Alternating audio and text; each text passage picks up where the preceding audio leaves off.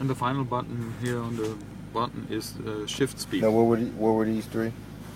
The first is for engine dynamics. Mm-hmm. Second is for suspension control, power steering, so Vetronic we call it. And the last is drive logic, the speed of the gearbox. And you have two M buttons and one M2, and you can program them. Yeah. Actually, you have three settings you can use while driving the M5. The first setting is the startup setting, which you see right now. Yeah, all the systems are inefficient, so you get the best fuel economy out of it, and it's the easiest way to drive the car. It's indicated also below the speedometer. There you see the systems as they are set. Efficient, comfort. Yeah, and you're on the brake pedal, so I can shift the lever to the right. Then you also see the program selected, starting up the car. It's always the D program with a speed setting of the transmission. It's in the middle. With first step on shift speed. So this is your basic program. If you push now button M1,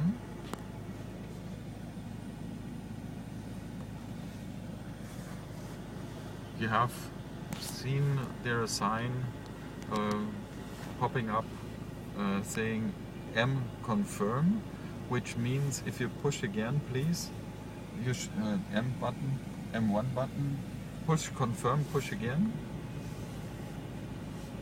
please. Yeah. So now the system activates the M1 setting.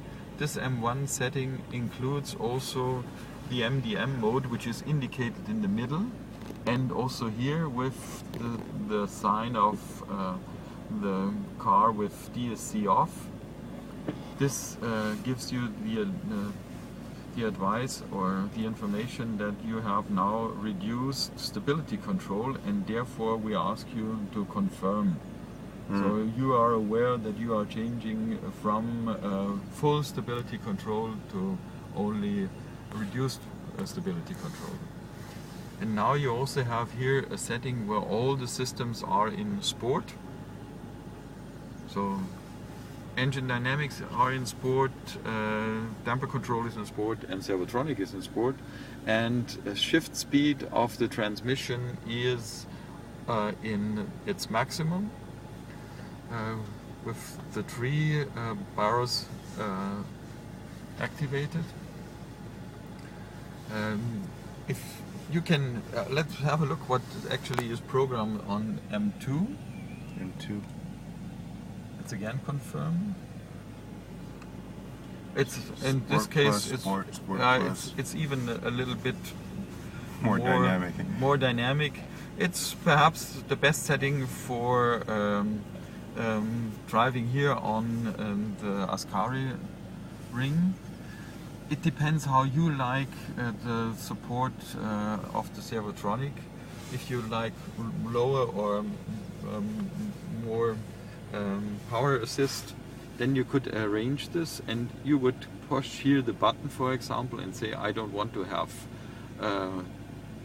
the Sport Plus, which is activated at the moment. I toggle through the possible setting and I put it to Sport, for example. So now you have a new setting, or you have changed the existing M2 setting. To save the setting, you just do a long push on M2.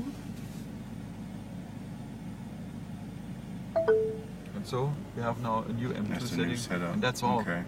And then once you have driven with the car for a few days, you will have your idle settings for M1 and M2, and then you just get in the car, push the button, and off you go. Between M1 and M2, how many custom configurations can you have?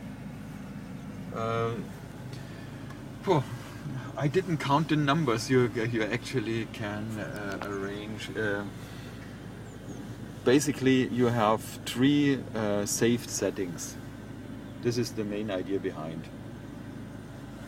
In driving with the car, you can always change by pushing the button immediately the setting of servotronic, of the damper control, or of engine dynamics, or of our drive logic switch for the speed of the gearbox. So actually you always reduce it then finally to 3 settings which are saved in the computer of the car. Excellent. Thanks a lot, Doctor. No, doctor.